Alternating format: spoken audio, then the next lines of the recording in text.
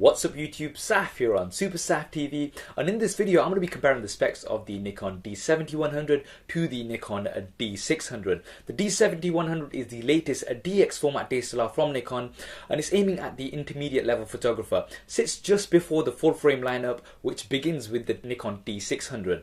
Now, a lot of people have been asking me what are the differences between these two, and if you're going to be going for the high spec DX format DSLR from Nikon, why not just spend a little bit more and go for the cheapest full frame FX format DSLR from Nikon? So obviously that's a very valid question, and we're going to try to answer that here by putting these two cameras head to head and looking at the differences in terms of specs between these two. So let's start off with megapixels and sensor size. Now the D600 24.3 megapixels, the D7100 24.1 megapixels. Now although in terms of megapixels they may not seem to be, have a large difference, the big difference between these two cameras is obviously the sensor size. The D600 has a full frame FX format sensor, whereas the D7100 has a DX format crop sensor. Now obviously a full frame sensor is going to give you generally going to give you better low light performance, and it's going to give you the exact focal length that you're using on a lens. So for instance, if you're using a 50mm lens on the D600, your focal length will be 50mm. However, on the D7100, using a 50mm lens on there is going to give you about a 1.5 times crop on that lens. So you're looking at around about 75mm on the DX crop because it's a smaller sensor. So the D600 has roughly about a 50% larger sensor to the D7100. Now the D7100, however, does not have an optical low pass filter. Now, what that basically means is, generally speaking, most DSLRs have an optical low pass filter. What this does is sort of reduces moire and stuff in textures on clothing, etc. And it also blurs the image very slightly to sort of avoid that. Now, by not having this, the D7100 is generally going to give you sharper and more crisp images, and they're saying that because of the high megapixel count, the moire shouldn't be that much of an issue, and you can always sort that out in post as well. So that's very, very interesting there. Looking at autofocus, the D600 39-point AF system with 9 crossed-out points, the D7100 51 AF system with 15 cross-type sensors. Now obviously because this is the full frame and this is the DX crop, you'd expect the autofocus points to be switched here, and but the D7100 does have more autofocus points. It's a new camera, and Nikon have incorporated that into the camera. So you've got 51 autofocus points. So obviously an advantage here for the Nikon D7100. Looking at the ISO range, both have between 100 to 6400, extendable to 25,600. However, as I mentioned, a full frame will give you better low light performance because you've got a larger sensor. It's going to be capturing more light. You're going to get a better performance, and obviously we're going to have to see that in live, side by side. So if we do get the cameras in, we'll do a hands-on and we can compare the images side by side in terms of the low light performance. Continuous shooting, the D600 5.5 frames a second continuous shooting, the D7100 6 frames per second at the full resolution, but you've also got a 1.3 times DX crop on which you can get 7 frames a second. So it's going to be really, really useful for sports photography, etc. Now, to explain the crop to you as well, the D600 comes with a 1.5 times crop. So if you wanted to shoot cropped in, it's going to be a 1.5 times crop DX format on the D600. The D7100 is already a crop lens, but it's going to give you a further option of 1.3 times crop. So to put that into perspective, a 50mm lens on the D7100 would have been 75mm, but with the additional 1.3 times crop, you're going to be getting roughly 97.5mm, so that almost doubled your focal length. Although the resolution is going to drop slightly, somewhere around 15 megapixels, obviously you're going to lose a third of that roughly, but you're going to be able to really, crop in. On video, you're still going to be able to film 1080p at that crop mode, but when you're doing like macro shots and stuff, that's going to be very, very useful to really, really get it in. I mean, you're getting double your focal length, so that's another very, very useful feature. Obviously on the D600, you're going to get a certain amount of crop, but that's only going to let you crop up to the format that the D7100 is at. The D7100 gives you that step further. Max shutter speed, the D600 1/4000th of a second, the D7100 1/8000th of a second. So again, the D7100 exceeds in this feature. The flash sync speed as well, D600 1/200th of a second, the D7100 1/250th of a second. So obviously there's a lot of these features that the D7100 is sort of advancing in, because obviously it's a new camera, so I believe that's why they've sort of packed some of these new features in there.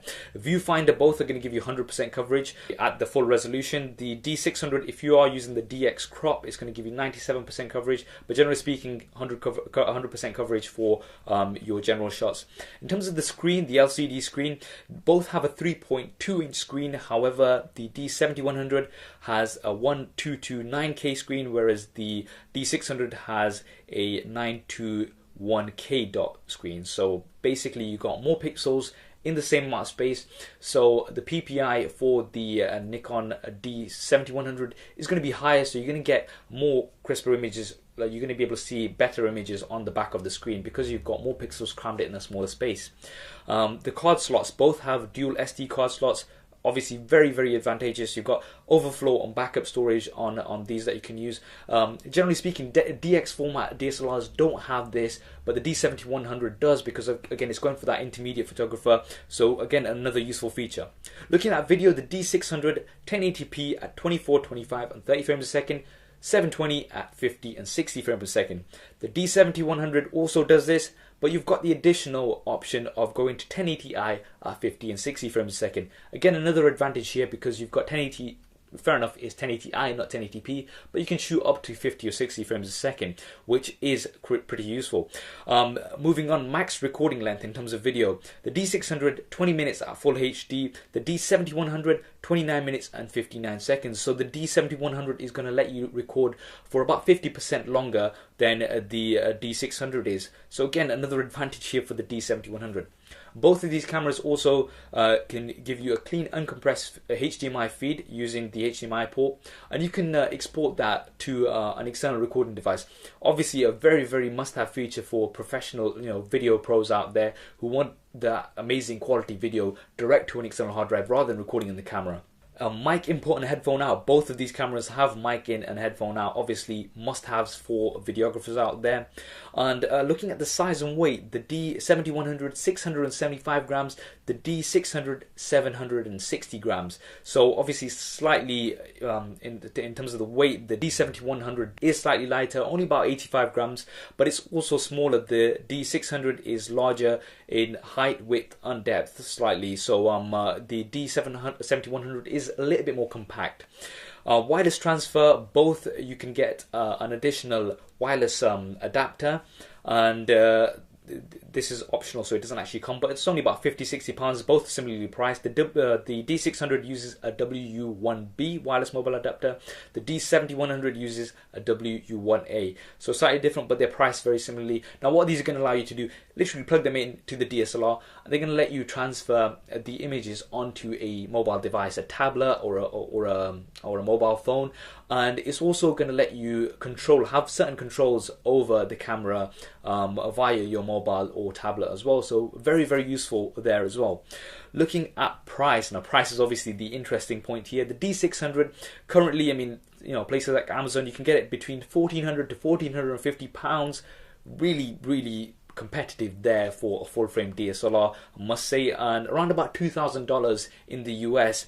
The D7100 is going to be coming initially at around about £1,100 or $1,200. Now obviously in terms of pounds, you've only got a difference of about £350, so not a huge deal of difference there. And the D7100 is going to be from sale late March, 21st of March is what they're saying. So to summarize, obviously both have their advantages, great DSLRs, but to answer the big question, which one to go for? Now, overall, the D7100 does have more advantages. I mean, more general advantages, looking at like more autofocus point, faster continuous shooting, as well as more video options and longer recording length, 1080i for instance. So the D600, what does that have? Well, it has a full frame sensor. Now, although it may not seem like a big advantage, having a full frame sensor is a massive advantage. You're going to be getting the exact focal length. You're going to be having all the advantages of a full frame sensor, and it is a pro feature. I mean, you know, if you want to really get into the pro photography, then obviously you want to go for a full frame sensor.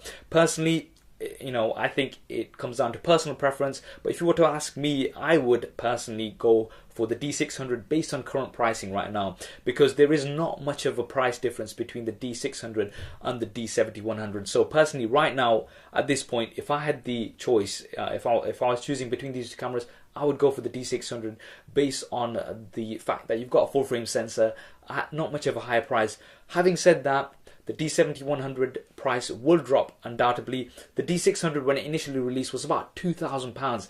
Now it's dropped. I mean, you've got more than a 25% drop in price, you know, over 6 months. So the D7100 no doubt will drop over the next few months. So maybe at a later point it will be a more viable option to go for the D7100. But that's my opinion anyway. What do you think? Drop me a comment below. Let me know, which one would you go for? Would you go for the D600 or would you go for the D7100?